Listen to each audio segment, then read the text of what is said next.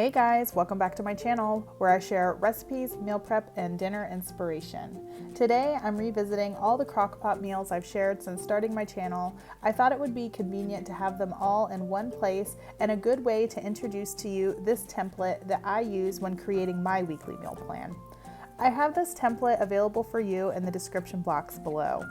As you can see, I don't have the days of the week listed because I like to keep things flexible. However, there is space for you to easily write them in.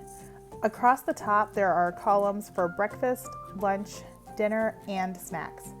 And I also have these 4 little icons listed below the snack column. These really help me with decision fatigue when it comes to planning dinner. Each one of these represents a different type of meal. I now have coordinating playlists for each one of these columns and icons to help you utilize this meal plan. If I were to add all 4 of these to my meal plan for the week, I would only have to come up with and cook 3 nights. If you're looking for some recipes or inspiration for those nights, I recommend checking out this quick and easy dinner playlist.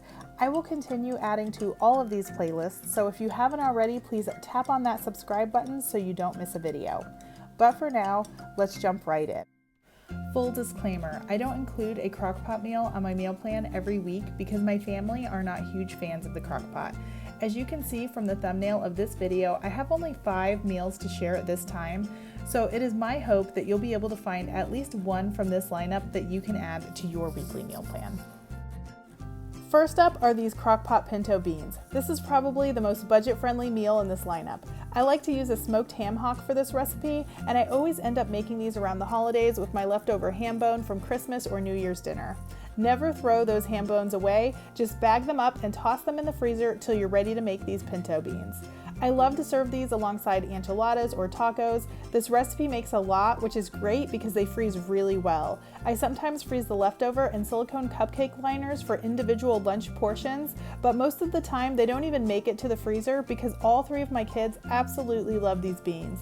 They go great with grilled cheese sandwiches or even just plain toast, beans on toast. We also do bean burritos, or you can just serve them over rice or pasta.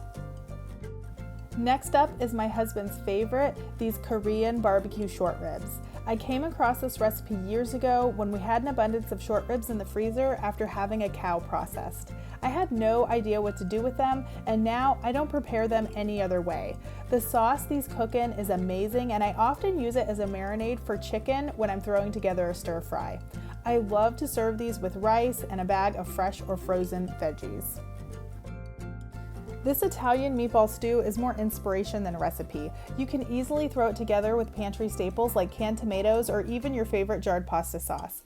I usually whip this up when I have an abundance of veggies that I need to use up. You can use fresh, frozen, or canned. You can keep this vegetarian or add in some crumbled browned Italian sausage or beef. Homemade meatballs are a freezer staple for us, so they're usually my go-to. I love to serve this with a little ricotta and some shredded mozzarella, and of course, breadsticks, which are another freezer staple. You can find the recipe for these breadsticks in the same video as this stew. I don't feel like anyone could talk about their favorite Crockpot meals without including a beef stew. This beef stroganoff inspired stew is another budget-friendly option as it calls for an economical stewing beef rather than a good, high-quality, well-marbled steak. Also, no canned soups required.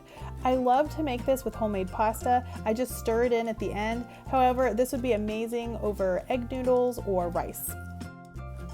This Crockpot butter chicken is currently my most viewed video on my channel. Whenever I have this on my meal plan, I like to prepare the sauce in advance when I'm meal prepping, making this my own version of a dump and go Crockpot meal. This takes 5 to 6 hours on low. However, if you're needing a longer cook time, you can use frozen chicken breast, which would increase the cook time by about 2 hours. I love to serve this over rice with homemade naan bread from the freezer and either frozen broccoli or a simple salad of sliced cucumber and onions seasoned with salt, pepper, oil, and vinegar.